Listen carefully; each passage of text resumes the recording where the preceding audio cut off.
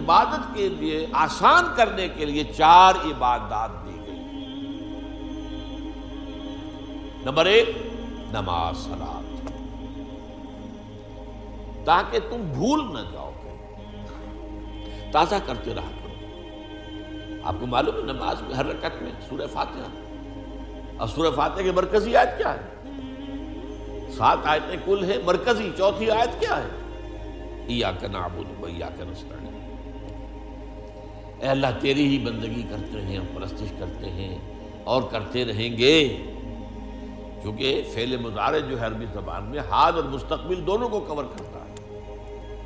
تیری ہی بندگی اور پرستش کرتے ہیں اور کرتے رہیں گے، اور تجھ ہی سے مدد مانگتے ہیں اور مانگتے رہیں گے۔ اس قول و قرار کو تازہ کرنا، تازہ کرنا، تازہ کرنا، 5 مرتبہ دن میں جو ہے اس کو دوبارہ تازہ کر لو، مبادہ بھول جاؤ۔ بڑا پیارا شعر ہے حفیظ جالندری کا کہ سرکشی نے کر دیے دھندلے نقوش بندگی، آؤ سجدے میں گریں لوح جبیں تازہ کریں۔ یہ ہماری پیشانی کے اوپر گرد و غبار آ گیا ہے، اس کے اوپر جو بندگی کا نشان ہونا چاہیے تھا اللہ کی بندگی کا، وہ جو ہے دھندلا ہو گیا۔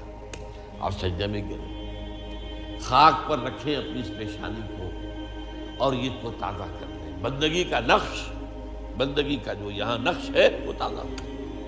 سرکشی جو ہے نفس کی سرکشی، سرکشی نے کر دیے دھندلے نقوش بندگی، آؤ سجدے میں گریں لوح جبیں تازہ۔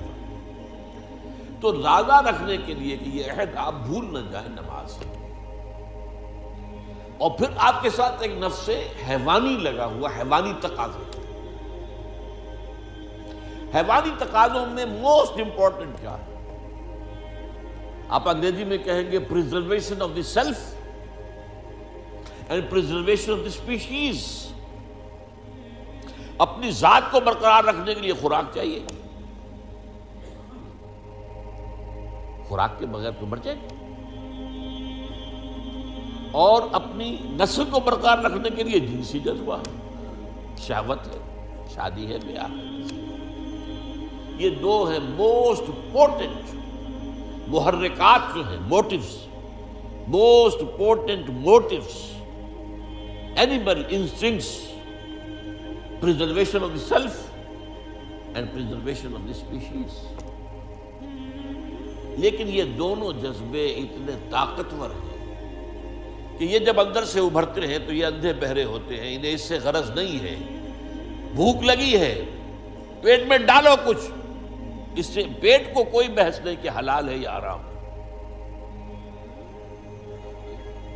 آپ کا شہوت کا جذبہ بھڑک اٹھا، وہ تو اپنی تسکین چاہتا ہے، اس سے کوئی غرض نہیں ہے، جائز راستے سے ہو یا ناجائز سے۔ تو یہ جو خود سر گھوڑا ہے، یوں سمجھیے کہ ہمارا یہ جو حیوانی وجود ہے یہ گھوڑے کے مانند ہے، اور ہمارا روحانی وجود جو ہے، جو حقیقی وجود ہے، وہ اس پر سوار ہے۔ اگر گھوڑا منہ ہے اور سوار کمزور ہے تو وہ گھوڑا جو ہے، وہ جو سوار ہے، وہ گھوڑے کے رحم و کرم پر ہے، جہاں چاہے گا لے جا کے پٹک دے گا۔ وہ سوار کی مرضی سے تو نہیں جائے گا، جدھر وہ چاہے گا جائے گا، اور جہاں چاہے گا پٹک دے گا۔ تو اس منہ گھوڑے کے اوپر سوار ہونے کے لیے آپ کو ذرا اپنی خودی، اپنی انا، اس کو بھی طاقتور کرنے کی ضرورت ہے۔ اس اپنی خودی اور انا کو طاقتور کرنے کے لیے روزہ رکھ دیا گیا۔ پورا دن بھوکے رہو، برداشت کرو، پیاس بھی ہے تو برداشت کرو۔ یہ ساری سہولتیں جو آج ہمیں حاصل ہیں، کبھی حاصل تو نہیں تھی نا۔ کہاں تھے اے سی، کہاں تھے، اور کہاں دیہات میں کہاں ہے؟ اور یہ ساری چیزیں لکھی ہے کہ روزے تو گرمی کے موسم میں جون جولائی مئی کے مہینے میں بھی روزے آتے ہی ہیں۔ برداشت کرو، بھوک کو برداشت کرو۔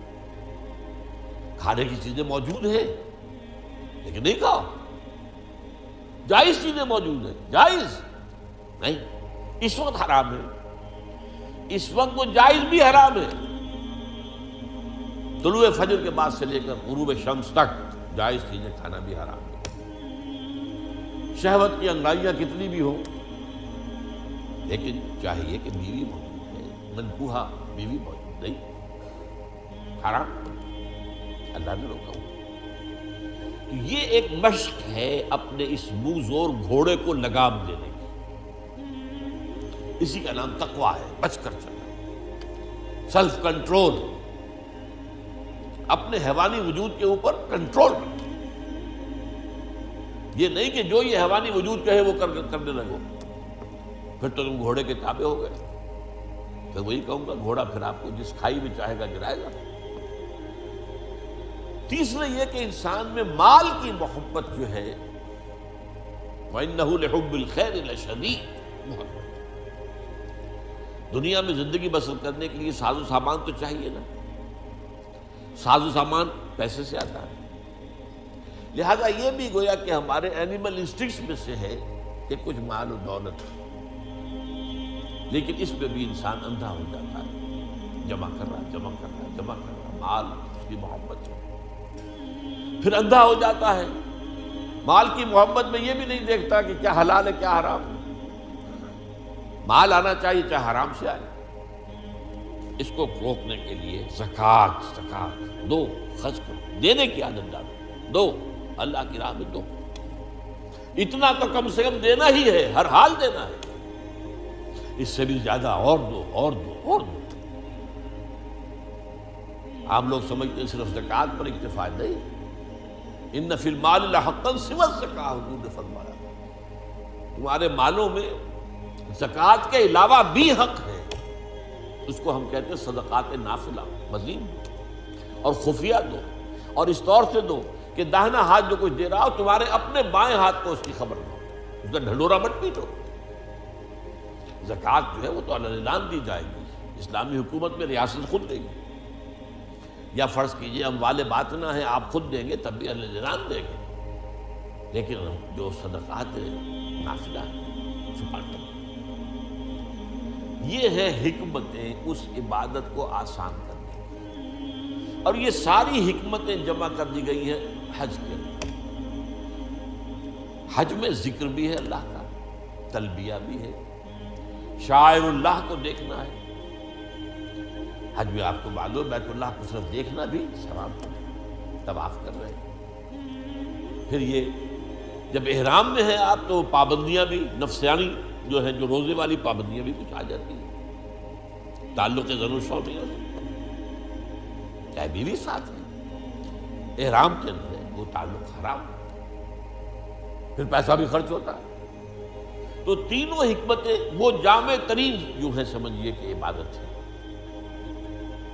اسی لیے کہا گیا ہے کہ حج مبرور جو ہے وہ شے ہے جو حج اللہ کے قبول ہو جائے، وہ شے ہے کہ جس کے بعد انسان کے سابقہ زندگی کے سارے گناہ معاف ہو جاتے ہیں، اور وہ ایسے ہو جاتا ہے جیسے آج ہی اس کی ماں نے اسے جنا ہے، جیسے وہ آیا ہے بچہ معصوم ماں کے پیٹ سے، ایسے ہی وہ معصوم ہو جاتا ہے۔ لیکن وہ حج مبرور ہو،